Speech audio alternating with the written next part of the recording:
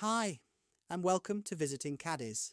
I'm Clive, and today I'm going to take you on a little journey through Spain's oldest city, Cádiz.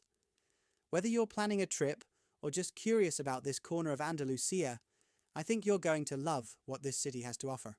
Cádiz is the oldest continuously inhabited city in Western Europe. It was founded by the Phoenicians over 3,000 years ago.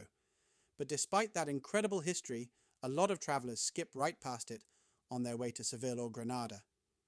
And that's a shame, because Cádiz has its own rhythm, its own stories, and its own way of life that's totally worth discovering. So what makes Cádiz special? For starters, it's a city that's practically surrounded by water. It sits on a narrow peninsula, so the sea is never far away. You've got golden beaches on one side, an old fishing quarter on the other, and everywhere you go, the breeze carries that salty Atlantic air. It's not just beautiful, it feels alive. One of the best times to visit is in the spring. Sure, the February carnival is wild and worth seeing if you're here, but spring brings out the city's charm. The sea warms up enough for a swim, the nearby towns kick off their ferias, and even when summer hits, Cádiz stays cooler than inland cities thanks to that coastal breeze. Let's talk about the history for a second. Cádiz was once called Gadir, and it's been a key port since 1100 BC. Columbus sailed from here.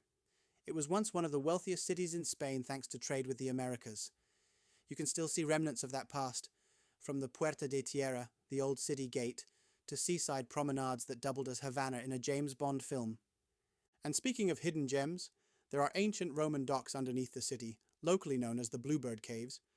They're not on every tourist's map, but they're definitely worth seeking out.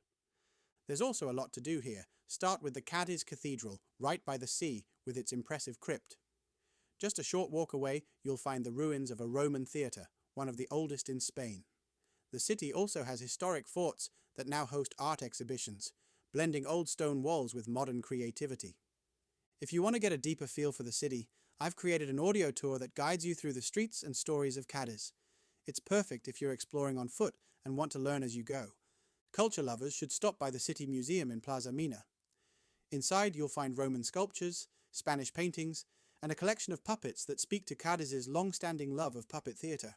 If you're here in late May, don't miss the International Puppet Festival. It's one of those unique events that really capture the spirit of the city. And if you're up for a climb, head to the Torre Tavira. It's the tallest watchtower in the city, built in the 18th century.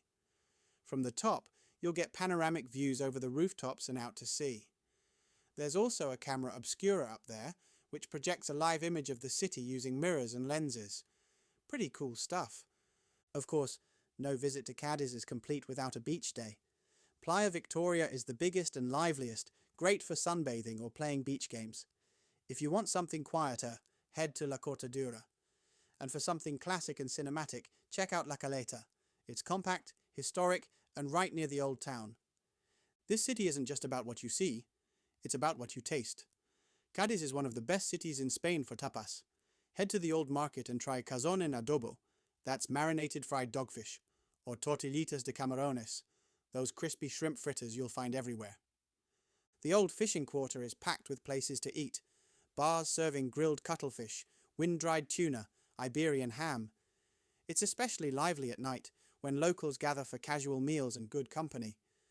If you're a foodie, I've got a full guide to eating out in Cádiz that dives into all of this in more detail.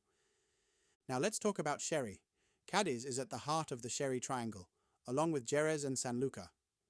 These fortified wines, Fino, Manzanilla and others, are a big part of local culture.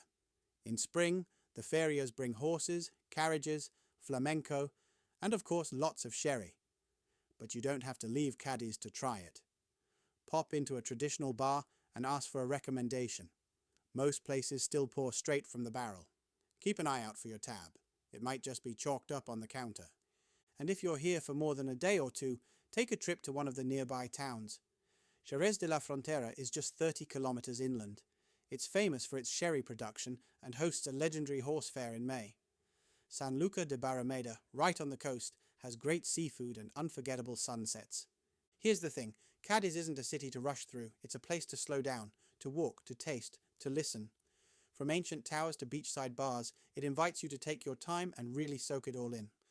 Thanks for joining me today. If you enjoyed this episode and want more tips, stories, or guides about Cádiz, Andalusia, and beyond, be sure to follow or subscribe to the podcast. All the links are in the notes, so be sure to check them out.